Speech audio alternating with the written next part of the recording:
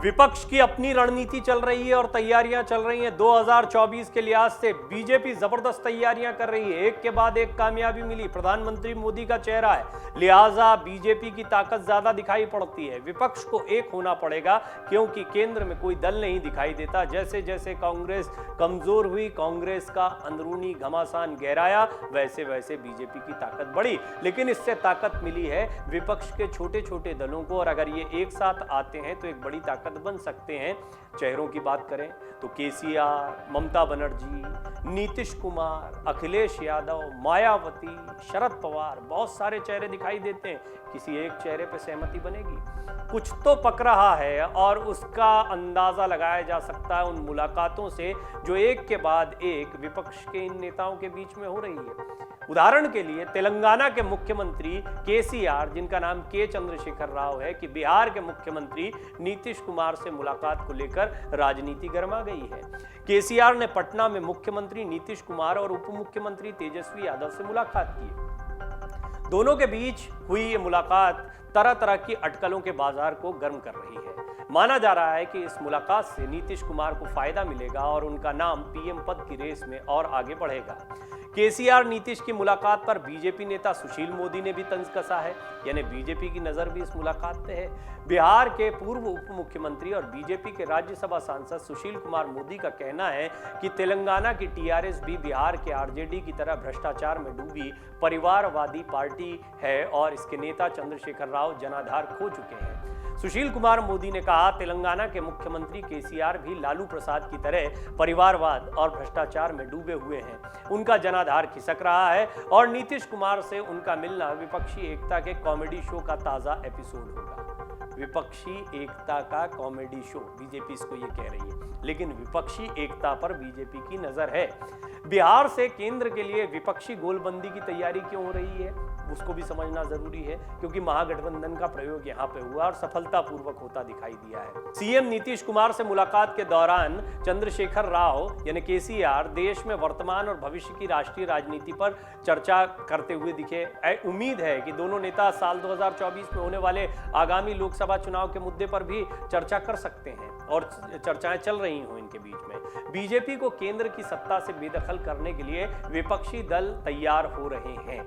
2024 में लोकसभा चुनाव में नरेंद्र मोदी और बीजेपी को केंद्र की सत्ता से बेदखल करने के लिए देश के तमाम विपक्षी दल अभी से एकजुट होने की तैयारियां कर रहे हैं, प्लानिंग कर रहे हैं। एक तरफ जहां ममता बनर्जी आखिरी लड़ाई की बात कह रही हैं, वहीं दूसरी तरफ सालों तक बीजेपी के सहयोगी रहे जेडीयू नेता और बिहार के मुख्यमंत्री नीतीश कुमार ने भी विपक्ष को एकजुट करने का बीड़ा उठा रखा है। देखिए, ममता बनर्जी की आखिरी लड़ाई क्यों है ये समझना बहुत जरूरी है और ममता बनर्जी की ताकत को भी समझना जरूरी है। पश्चिम बंगाल में जिस तरह उन्होंने वापसी की और अपने जनाधार को बरकरार रखा, इससे स्पष्ट हो गया कि पश्चिम बंगाल की जनता का उन पर भरोसा है।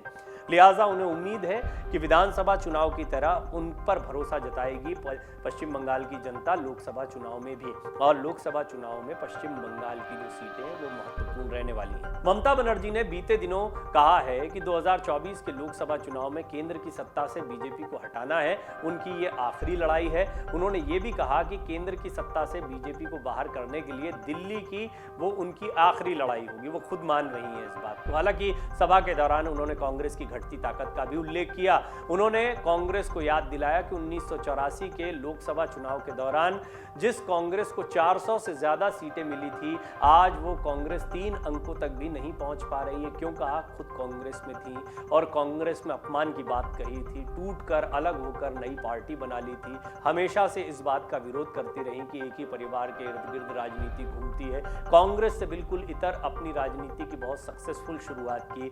शरद पवार भी एक ऐसा ही नाम रहे। बहुत सारी पार्टियां छोटी छोटी जो कांग्रेस से ही टूटकर बनी हैं, लेकिन इनमें से कुछ ने सचमुच में मिसाल कायम कर दी। ममता बनर्जी उनमें से एक है। नीतीश कुमार ने भी बीजेपी से नाता तोड़ लिया और इसके बाद में सियासत गर्मा गई। पिछले दिनों नीतीश कुमार ने राष्ट्रीय जनतांत्रिक गठबंधन यानी एनडीए से अलग होकर बीजेपी से नाता तोड़ लिया था। बाद में उन्होंने राष्ट्रीय जनता दल, कांग्रेस और वामपंथी दलों से हाथ मिला लिया और राज्य में महागठबंधन की सरकार तैयार हो गई। इस राजनीतिक उठापटक को भाजपा ने जनता से धोखा और जनादेश का अपमान बताया था, क्योंकि चुनाव तो जेडीयू और बीजेपी साथ मिलकर लड़े थे। बीजेपी को ज्यादा सीटें मिली थी, जेडीयू की सीटें लगातार घट रही थी। इसके बावजूद नीतीश कुमार कुमार आरजेडी के साथ गए, आरजेडी के खिलाफ उन्होंने चुनाव लड़ा था, एक दूसरे के खिलाफ जमकर बयानबाजी की थी। आरजेडी ने नीतीश कुमार के खिलाफ, नीतीश कुमार ने लालू प्रसाद यादव के खिलाफ। इसके बावजूद दोनों सत्ता में बैठे हैं और बीजेपी इसे जनता के साथ धोखा बता रही है। इसका मौका भी मिलता है बीजेपी को। नीतीश का आखिरी चुनाव, ये सवाल क्यों खड़ा होता है? ममता ने तो आखिरी लड़ाई कह दी। दरअसल बीजेपी के साथ मिलकर 2020 का विधानसभा चुनाव लड़ने वाले मुख्यमंत्री नीतीश कुमार ने चुनावी सभा में यह कहकर चौंका दिया था कि ये उनका आखिरी चुनाव है। दरअसल बिहार विधानसभा चुनाव के पहले 2 फेज में महागठबंधन को भारी बढ़त मिलने की खबरें आ रही थी और ये तेजस्वी यादव के लिए बहुत बड़ा मौका था। उन्हें लग रहा था, जैसे अखिलेश यादव को उत्तर प्रदेश में लग रहा था, तेजस्वी यादव को पूरा कॉन्फिडेंस था कि बिहार में उनकी सरकार बनने वाली है। सीटें भी सबसे ज्यादा मिली तो ऐसा माना जा सकता है कि उनका माहौल तो था।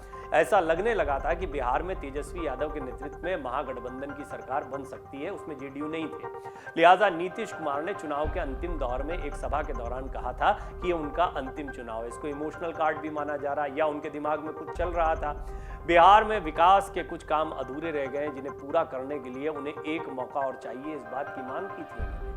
बिहार की जनता ने भी उन्हें निराश नहीं किया और एनडीए को बहुमत देकर नीतीश कुमार को 7वीं बार मुख्यमंत्री बनाकर उनकी लाज रखी। हालांकि उनकी अपनी निजी कंटेस्ट की बात करें, उनकी अपनी पार्टी का प्रदर्शन बहुत कमजोर हो गया। पहले से सीटें बहुत कम हो गई, जेडीयू कमजोर होती जा रही, जनाधार कम हुआ। लेकिन एनडीए को क्योंकि बहुमत मिला और बीजेपी ने उनको मुख्यमंत्री बनाया, जो वादा किया गया था पहले।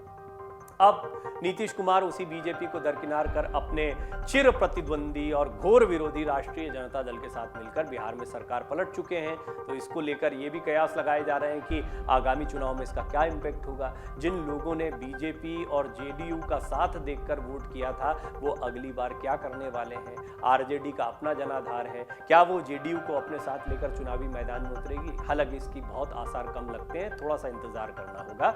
विपक्ष को एकजुट करना अब नीतीश कुमार का अगला लक्ष्य दिखाई दे रहा है, क्योंकि बिहार की लड़ाई से पहले लोकसभा चुनाव की लड़ाई अहम दिखाई पड़ रही है नीतीश कुमार के लिए। बिहार में सत्ता परिवर्तन करने के साथ ही मुख्यमंत्री नीतीश कुमार ने यह स्पष्ट कर दिया है कि वो आगामी लोकसभा चुनाव में प्रधानमंत्री मोदी को भी टक्कर देते दिखना चाहते हैं। ये कहा था उन्होंने पहले कि पिछले 8 साल में केंद्र की सरकार में विकास का कोई काम नहीं किया गया, सिर्फ प्रचार करने का काम हुआ है। हालांकि नीतीश कुमार ने प्रधानमंत्री नरेंद्र मोदी का नाम तो नहीं लिया, लेकिन इस बयान से स्पष्ट है कि 2024 में वो केंद्र से बीजेपी को सत्ता से बेदखल करना चाहते हैं। नीतीश कुमार ये भी कह चुके हैं कि प्रधानमंत्री के पद के लिए उनकी कोई लालसा नहीं है, न ही उन्होंने इस विषय में कभी सोचा है। हालांकि जेडीयू की ओर से ही नीतीश कुमार को प्रधानमंत्री का सबसे बेहतर उम्मीदवार बताया जाता रहा है। अब बात करते हैं मिशन 2024 की, जिसको लेकर मैदान में उतरे हैं नीतीश कुमार। 2024 लोकसभा चुनाव में विपक्षी एकता को बनाए रखने और केंद्र से मोदी सरकार को उखाड़ फेंकने की जो मुहिम चल रही है, उसमें नीतीश कुमार अब मोदी विरोधी नेताओं से मुलाकात कर रहे हैं लगातार। और अगर बात करें कुछ चेहरों की, तो निश्चित तौर पर जैसा कि टीएमसी ने पहले ही स्पष्ट किया है कि क्षेत्रीय दलों को, जो भी जिस राज्य में मजबूत है, उसको ताकत दी जाए और ऐसे चुनाव लड़ा जाए। इसके लिए जरूरी नहीं है कि कांग्रेस जैसे किसी केंद्रीय दल को चुना जाए, क्योंकि शरद पवार ने कही थी ये बात कि यदि कोई भी गठबंधन बनाना है विपक्ष का, तो आपको उसके लिए कांग्रेस को केंद्र में रखना होगा, एक अम्ब्रेला के नीचे सबको आना होगा। लेकिन इस प्रयोग को टीएमसी सही नहीं मान रही। टीएमसी का कहना है कि उन्हें पश्चिम बंगाल में ताकत दीजिए, समाजवादी पार्टी को आप उत्तर प्रदेश में ताकत दीजिए, या अगर वहां महागठबंधन का प्रयोग होता है तो उनको दीजिए। महागठबंधन का मतलब क्या हुआ? पहले हो चुका है प्रयोग, हालांकि बहुत सफल नहीं रहा था, लेकिन मायावती, अखिलेश यादव, कांग्रेस सब साथ में आ गए और बीजेपी के खिलाफ लड़ रहे हैं। बिहार में तो महागठबंधन की तस्वीर साफ है, बीजेपी बनाम सारे के सारे दल दिखाई दे रहे हैं। महाराष्ट्र की स्थिति भी कुछ यही है, हालांकि शिवसेना का एक गुट एकनाथ शिंदे के साथ है, लेकिन वो बीजेपी ज्यादा दिखाई देते हैं बजाय शिवसेना दिखाई देने के। शिवसेना की असली अग्नि परीक्षा बीएमसी चुनाव के दौरान होगी और यहां भी सफलता बीजेपी की बड़ी मानी जाएगी बजाय शिंदे गुट के।